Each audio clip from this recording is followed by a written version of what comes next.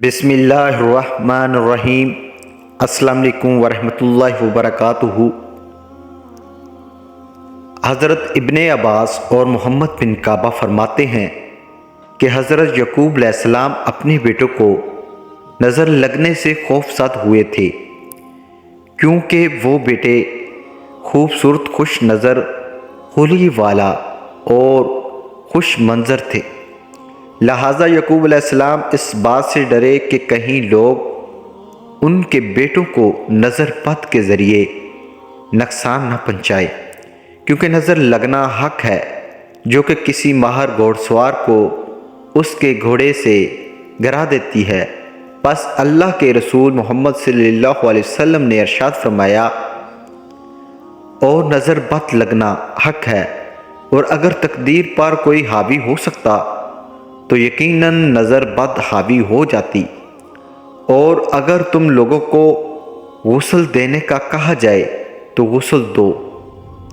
حضرت ام سلمہ رضی اللہ عنہ سے روایت ہے کہ ایک دفعہ رسول اللہ صلی اللہ علیہ وسلم ان کے گھر تشریف لائے اور ان کے پاس ایک بچی بھی تھی جس کے چہرے پر پلاہٹ اور کمزوری تھی، تو رسول اللہ صلی اللہ علیہ وسلم نے ارشاد فرمایا، اس پر دم کرو، اس پر دم کرواؤ، کیونکہ اس پر نظر کا اثر ہے۔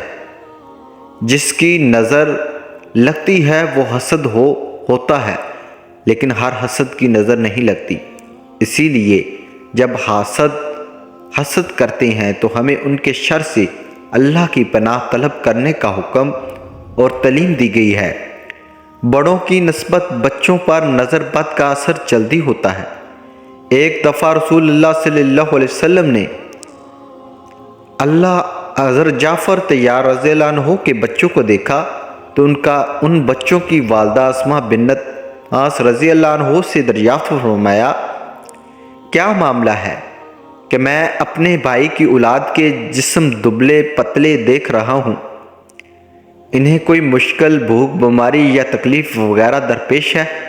اسماء بنت امیس رضی اللہ عنہ نے عرض کیا، جی نہیں، لیکن انہیں بہت جلد نظر لگ جاتی ہے۔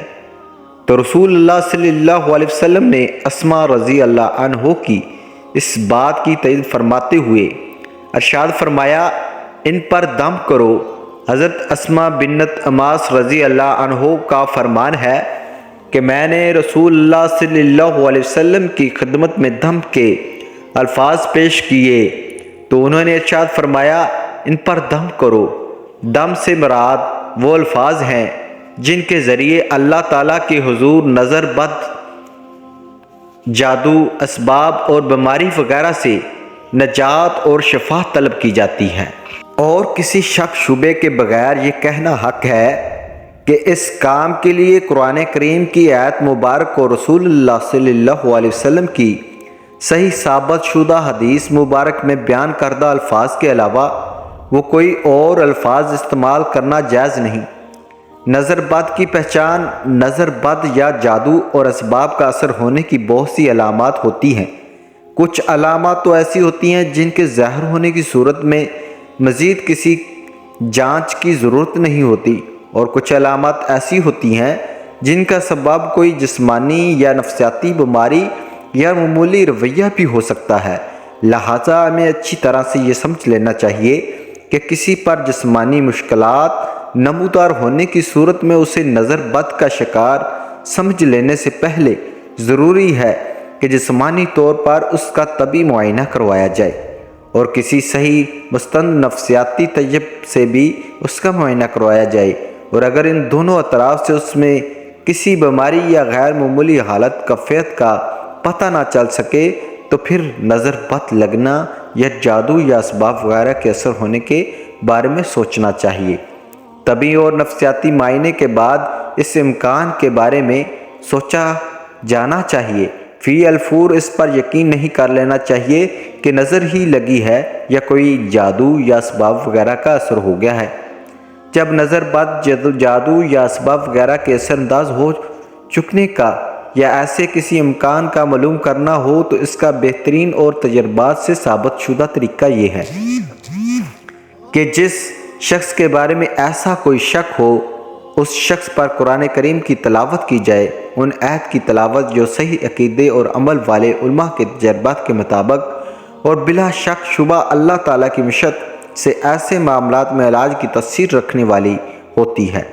جب ان آیات کو مشکوک شخص یا مریض شخص کے سامنے تلاوت کیا جاتا ہے یا بسا اوقات جب اس کے سامنے قرآن کریم کی تلاوت کی جاتی ہے تو اس پر درج ذیل علامات ظاہر ہوتی ہیں۔ نمبر 1، چہرے پر پلاہٹ ظاہر ہونا۔ نمبر 2، سینے میں گھٹن کا احساس ہونا۔ نمبر 3، تلاوت سننے کے دوران جسم کے مختلف حصوں میں درد ہونا۔ نمبر 4، معمول سے زیادہ گرمی محسوس ہونا۔ نمبر 5، پسینہ آنا، خاص طور پر کمر پر پسینے کی کمی یا زیادتی سے نظر کی شدت کا اندازہ ہو جاتا ہے۔ نمبر 6، پہلوؤں میں درد محسوس ہونا۔ نمبر 7، بے چینی کی کیفیت ہو جانا اور ادھر ادھر دیکھتے اور متوجہ ہوتے رہنا۔ نمبر 8، رونا یا کسی سبب کے بغیر اور رونے کی کفایت کے بغیر آنسو جاری ہو جانا۔ نمبر 9، کسی وقت یہ حالت پاس بیٹھے ہوئے لوگوں پر بھی ظاہر ہو جاتی ہے جو کہ علاج کی غرض سے نہیں بیٹھے ہوتے۔ ایسی صورت میں ملاج کو ان کی طرف بھی توجہ کرنا پڑتی ہے، لیکن دیکھنے والوں پر عموماً یہ اثر مریض کی حالت دیکھنے یا آیت شریفہ کو سمجھنے کی وجہ سے ظاہر ہوتا ہے۔ اس سے یہ نہیں سمجھا جانا چاہیے کہ وہ لوگ بھی کسی نظر بد یا جادو یا اسباب وغیرہ کا شکار ہیں۔ نمبر 10، پہلوؤں کا بھڑکنا اور جسم کے مختلف حصوں کا بلا ارادہ خود بخود حرکت کرنا۔ پھڑکنے اور حرکت کی کفایت رفتار اور اندازے سے بھی علاج کرنے والوں کو نظر بد کی قوت کا اندازہ ہو جاتا ہے۔ نمبر 11، دل ڈوبنے کی کفایت وارد ہونا۔ نمبر 5، پٹھوں کا آکڑنا اور کھنچنا اور درد ہونا۔ نمبر 13، نیند نم بے ہوشی اور بے حواسی محسوس ہونا اور کوئی بھی کام کرنے کی قدرت نہ پانا۔ نمبر 14، پہلوؤں میں ٹھنڈک کا احساس ہونا۔ نمبر 15، کسی طبعی اور مادی سبب کے بغیر جسم پر نلاہٹ اور سبزی مائل دھبوں کا ظاہر ہونا۔ نظر بد کا علاج۔ نبی صلی اللہ علیہ وسلم وہ دم جو جبرائیل علیہ السلام نے رسول اللہ صلی اللہ علیہ وسلم پر کیا، بسم اللہ ارقیک واللہ یشفیک من کل دافک من شر الفاسات فی العقد ومن شر حاسد اذا حسد۔